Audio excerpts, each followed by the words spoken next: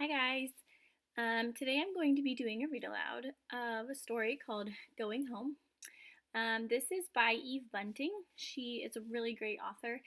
She writes a lot of stories about like kind of real life happenings, things that have happened in real life, or things that could happen that a lot of people can relate to. So in this story, we're going to be thinking about perspective and thinking about how the characters in this story have different perspectives and how maybe if the story was told from a different point of view, the story would be a little bit different. So, in our story, we have a group of three children, and then we have two parents. And the parents' perspective and the children's perspective is a little bit different, and there's reasons why. So, as I read the story, we're going to stop and pause and think, and we're going to be thinking about the perspectives of the kids and the perspectives of the parents, and why they're a little bit different and how they're a little bit different. Okay, so this is called Going Home.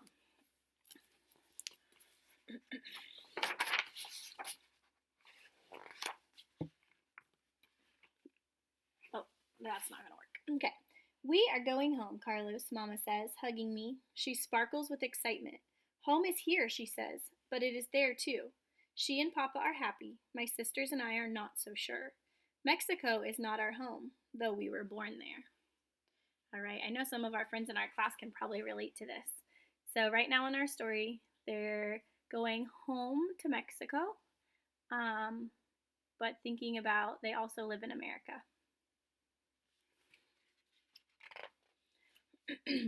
Papa piles our boxes and suitcases into the back of our old station wagon. He slides in our battered cooler, which is filled with food and cold drinks for the journey. My little sister, Nora, and my big sister, Dolores, get into the back seat with me. Nora is 5, Dolores is 10. Papa locks the door of our house. The house really belongs to Mr. Culloden, the labor manager, but it is ours as long as we work the crops for him. It has been ours for almost 5 years. Almost everyone in our camp has come out to see us off. Nora waves to her best friend Maria. Don't be sad, Norita, Dolores says. We are only going for Christmas. You will see Maria again soon. We're on our way.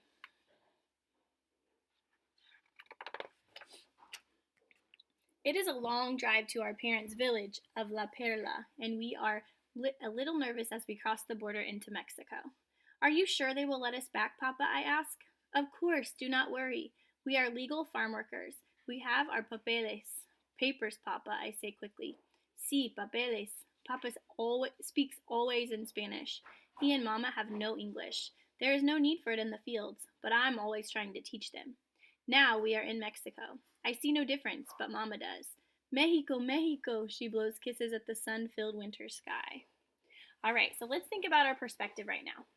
So we have the mama and the papa, and thinking about they come from Mexico, they were born there, they had their children there, and they've just recently moved to the United States. And think about the way that they're feeling when they see Mexico and the way that they felt when they were getting ready to leave.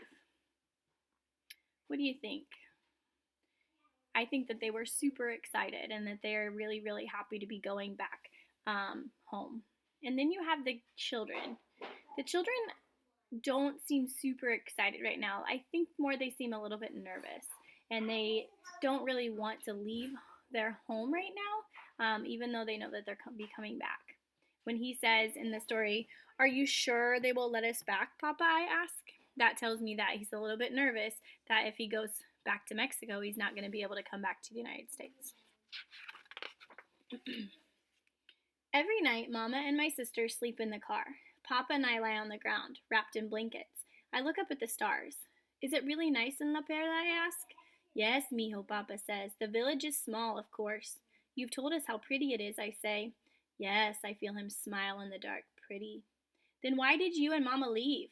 It is the question Dolores and I ask often. We know how hard the work is. The heat in the strawberry fields, the sun pushing down between the rows of tomatoes, the little flies biting our faces. We know because we work too, on weekends and school vacations. We see how tired Mama and Papa are at night, how Papa rubs Mama's shoulders, how stiffly he moves. Why did you ever leave? We ask. There is no work in La Perla. We are here for the opportunities. It is always the same answer. Sometimes behind his back, Dolores imitates Papa. We are here for the opportunities. I don't see them getting many of these wonderful opportunities. Dolores is very grown up and cool. That is why Mama worries about her. Now I lie in Mexico, close to Papa, and watch a shooting star speed across the sky. I make a wish.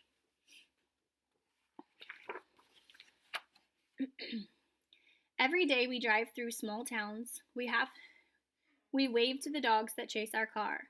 Always Nora asks, "Is this La Perla?" And Papa answers, "Not yet, Nina."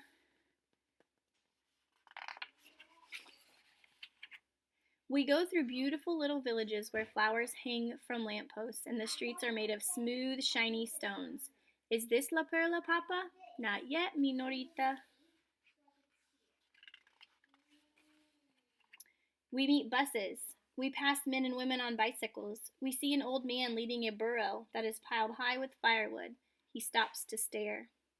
Sometimes we have to go slowly because there are sheep on the road, sheep thick with their winter wool. So, thinking about this experience, I bet all of these sights are things that the parents are used to and are common to them. But it seems that all of these things are foreign or very uncommon to the kids. That's going to change their perspective a little bit about what's happening. On the fourth evening, we come to La Perla. Nora has stopped asking, and we don't know till Mama tells us. Our car bumps along the street, which is decorated for Christmas with paper cutouts strung together, red and pink and yellow and blue. There is a scattering of houses, a general store, a big water tank, a church with a tinsel star on top. It is like a lot of the villages we have come through. Papa honks the horn, and that brings people to their doors. He rolls down his window.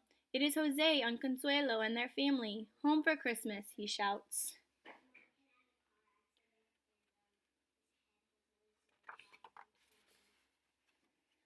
"Jose, Consuelo! Beautiful children," they say. "Such nice clothes they have, Consuelo." Mama smiles. "They're not their best." Children crowd around us, and then I hear Mama say in a choked voice, "There is your grandfather and Aunt Anna." An old man comes out of one of the houses, and behind him a tall, skinny woman with wide black hair. "She looks like an umbrella," Dolores whispers and giggles. Nora is making herself small and sucking her thumb. Nora is very shy.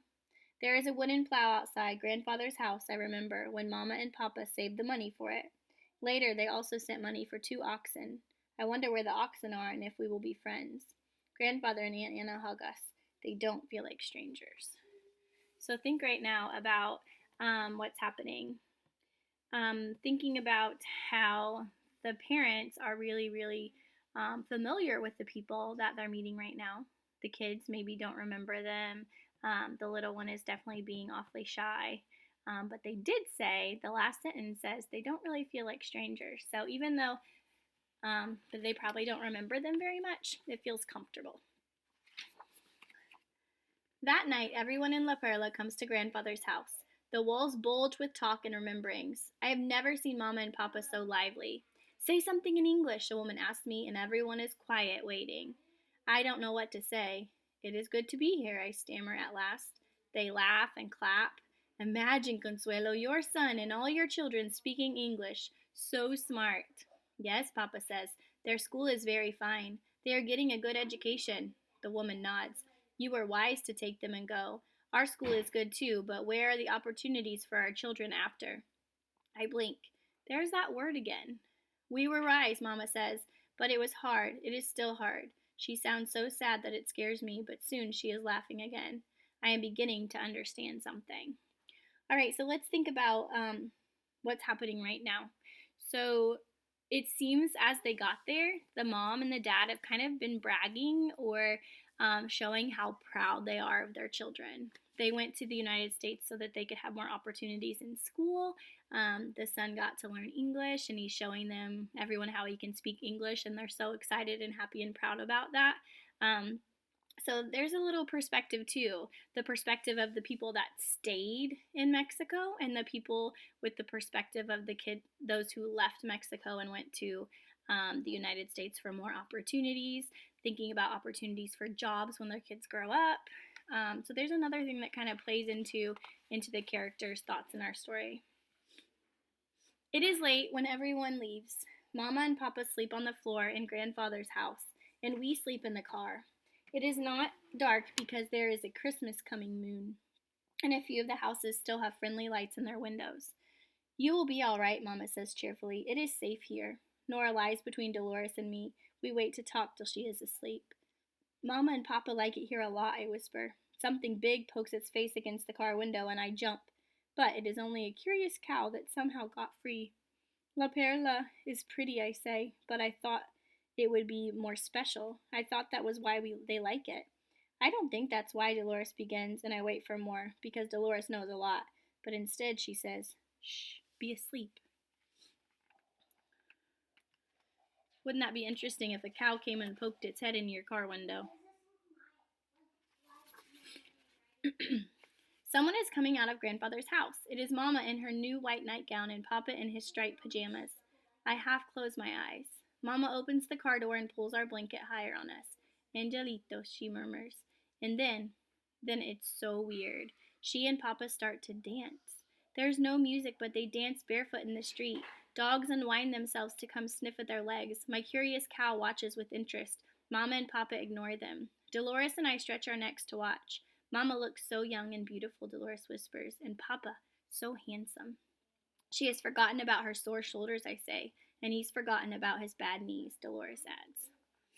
Think about how the parents are feeling right now in this part of the story. They are so, so, so happy, and they're forgetting all the things that when they're in the United States, not at home, they're forgetting about those things and just feeling how it feels to be in Mexico with their family.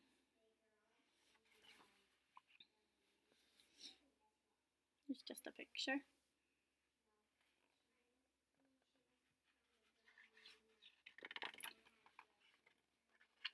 They dance and dance. Papa's cheek is against Mama's hair. I see that he is whispering to her. I feel as if I shouldn't be watching, and I lie down again. Dolores does too. After a while, we hear Grandfather's door close, and we can tell they've gone inside. There is a terrible ache in my chest. They love it here because it's home. They left home for us. Carlos, Dolores says, do you know Mama and Papa are saving money? They plan to come back someday and live in Grandfather's house and work his land. For sure, I ask. For sure, Dolores says. I listen when they talk. That makes me smile. I know Dolores listens. That's why she knows so much. Good, I say, and I think it will be after our opportunities. So it seems like the children have learned that once the kids grow up and they have opportunities, they can go get jobs and have a good education. The parents are going to come back and live with their families in this place that makes them so happy. The kids seem to have learned a lot on this trip. I picture them back here dancing in the streets of La Perla, and I am there, and I lie there watching the moon shine on the Christmas star till I fall asleep. All right, so I really want you to think about the perspectives of the kids in the story and the perspective of the parents. This story was written from the point of view of Carlos. He's the one telling the story. If the story had been written from the parents' point of view, it would probably be a lot different because the parents don't really know how the kids are feeling. So what I want you to do is log into Seesaw, and I want you to complete the Venn diagram. On one side, I've written kids, and on the other side, I have written parents. And I want you to think about how their perspectives are different and how they're the same and why. Really focus on the why. Like, why do the kids feel the way they do? Why do the parents feel the way they do? And fill that out in that Venn diagram. Okay, I look forward to reading them and seeing your thoughts about the perspectives of the kids and the parents. Have a great day.